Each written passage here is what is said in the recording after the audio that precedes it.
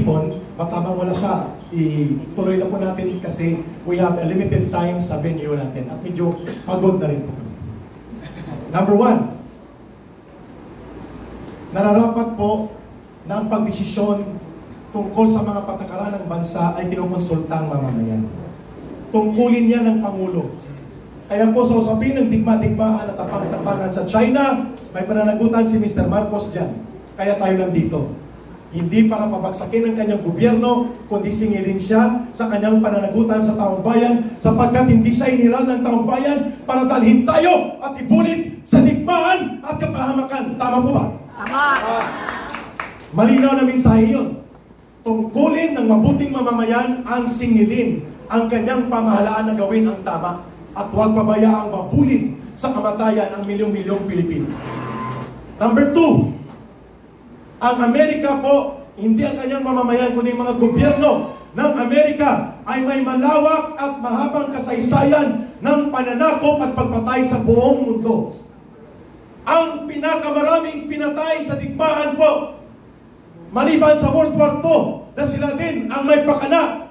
Sabi ni Camintong kanina, the world's most devastated city in World War II was Manila. Patapos na ang digmaan, pasurrender ng Hapon, tinurog pa ng Amerika ang Manila para lumuhod tayo at humingi ng Marshall Plan Recovery and Rehabilitation para tayo'y hindi humulagpos sa kanilang kamay ng pagkontrol. Pasurrender ng Hapon, pinagsakan pa ng bomba atomika doon sa Hiroshima at Nagasaki para i-take over ng Amerika ang dikta ng resulta ng digmaan sa World War II. Pero sa totoo lang, ang bumasag ng backbone ng Japanese Imperial Invasion Forces sa Asia ay ang China. China po ang unang lumaban, milyong-milyong mamamayang Chino ang namartir at namatay sa digmaan na yan bago pumasok ang Amerika. Remember Manchuria, 1 milyon mahigit ang nirape at pinatay na mamamayang China ng Hapon.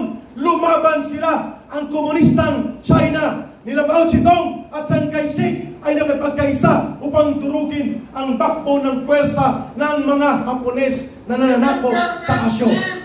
Klaro yun, mga kababayan. Tama si Kato. Yan po ay dapat may linaw. Sa Pilipinas po, mahigit 1 milyon ang namatay sa digmaang hindi natin dapat pinasukan noon kung napigilan yun. Yan ang sinasabi ni Marcos Sr., ang tatay mismo. Sinabi niya yan sa gitna ng Kongreso ng Estados Unidos. Alam niyo rin po ba kung ilang milyon ang pinatay ng Amerika sa Vietnam? Mahigit 3 milyon na mamamayan ng Vietnam ang pinatay ng Amerika from 1964 to 1975. Ang mga malulubhang warfare of chemical weapons, ginamit nila yan sa Vietnam. Napalm bomb, Agent Orange, name it, Hamleting.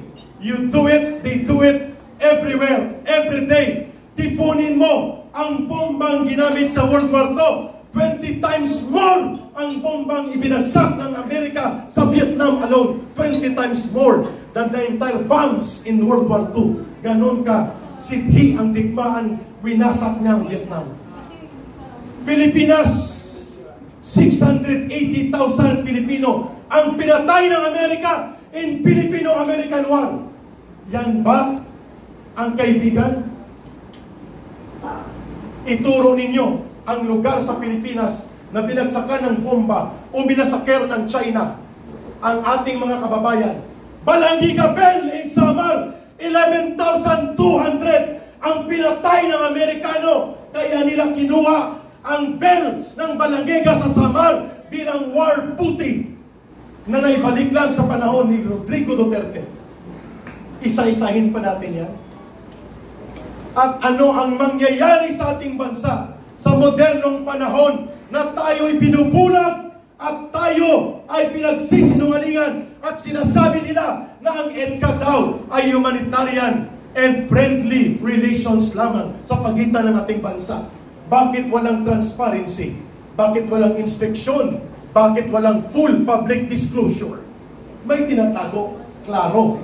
may tinatago. Of course, ang EDCA, sa totoo lang, ay forward deployment of US armaments sa kanyang napipintong pagkikipagdigma sa China gamit ang Taiwan. Pero ang kanyang lulunsaran ng digmaan ay Pilipinas. That's exactly how we should define EDCA. EDCA is a forward US deployment of armaments in the guise of EDCA.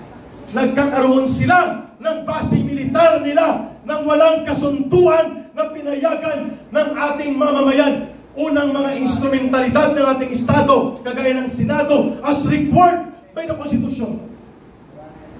Mini military base inside Philippine military camps. Kabastusan ang EDCA na yan. Paglapastangan yan sa ating tradisyon na dapat ang pamahalaan ng mumonsulta at tinitindigan ang tamang interes ng kanyang mamamayan, hindi ng mga dayuhan. Nabubuhay po ang aming dugo sa pagkikipaglaban. Na-recruit ako sa CPP, NPA, NDF noong kabataan ko, 18 years old, exactly because of the military basis narrative. Yan ngayon ang nabubuhay sa dugo namin. But you can be assured na hindi na po ko hahawak ng armas upang sumama muli sa NPA. Never. At sa CPP, NPA, NDF, lalabanan natin sila. Pero,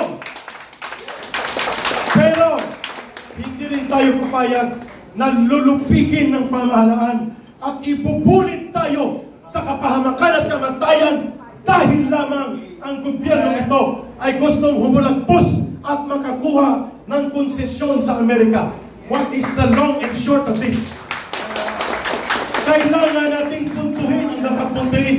Dapat sigilin ang dapat sigilin. Hindi pwedeng tayo ay maging neutral to address the problem. The problem right now is the Marcos government. It is doing, willing in dealing para ma-release at ma-unfreeze ang more than 385 million US dollars nila na assets sa Amerika. Yan ang dahilan kung bakit niya tayo ibinubulit sa kamatayan ng digmaan at bakit ayaw niyang pigilan ang illegal, unconstitutional na EDCA na yan at gusto pang palawakin. Yan pong malinaw, mga kababayan. We should bring the accountability where it should be. Ang paniningil sa gobyerno ay hindi nangangahulugang tayo ay kontra gobyerno. Hindi rin pwedeng hindi malinaw sa mamamayan. Anong direksyon natin? Tatlo. Number one, kung hindi nakikinig ang Marcos government na ito, may karapatan ba tayong siya ay paalisin sa kapangyarihan sa mapayapang pamamaraan? Yes! Mayroon. Anong tawag po dyan? People power. Ano po ang... Yes! Ano po ang definition ng Supreme Court sa people power? Exercise of the direct sovereign will of the people. Direktang paglulunsad ng soberanyang kapangyarihan ng mamamayan outside of election but short of putting up arms to overthrow the government. That is called people power. Itatag ang Sara Duterte revolutionary government. Pangatlo. Tama ba yan? Pangatlo. Nararapat po ba na sundan natin ang constitutional line of succession at babaguhin natin ang bulok na sistema ng pamamahala sa pamamagitan ng pagkakaisa sa nararapat na mamumuno sa atin? Yan ba ay bahagi dapat ng direksyon para itigil na ang mapamuksa na uri ng pamamahala ni Marcos Jr.? Karapatan ba yan ng mamamayan ay panawagan? Yes, karapatan po yan ng mamamayan.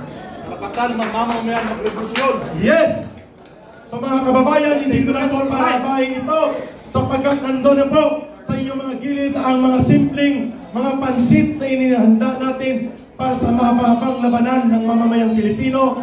Mga kababayan, tatapusin ko in the last 2 minutes dahil nandito na si Dr. Lorraine Marie Badoy, ang kapartner ko sa Pilipinas nating mahal, ang modernong Gabriela Silang, na tagapagtanggol ng karagaan ng sambayanang Pilipino.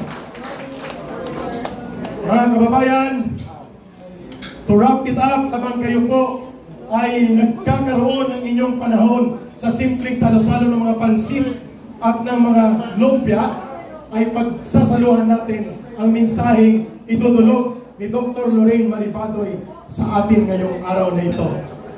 Mga kababayan, narito na po ang panawagan ng mamamayan. Magkakaisa tayo para sa pagbabagong mapayapa, pero pagbabagong itutuwid natin ang gobyernong mali at itatayo natin ang tamang pamamahalang nagsisilbi sa kapakanan ng taong bayan at ng buong sambayan ng Pilipinas. Kay Dr. Lorraine Maribadoy ang pangunahing bahagi ng ating pagtitipid.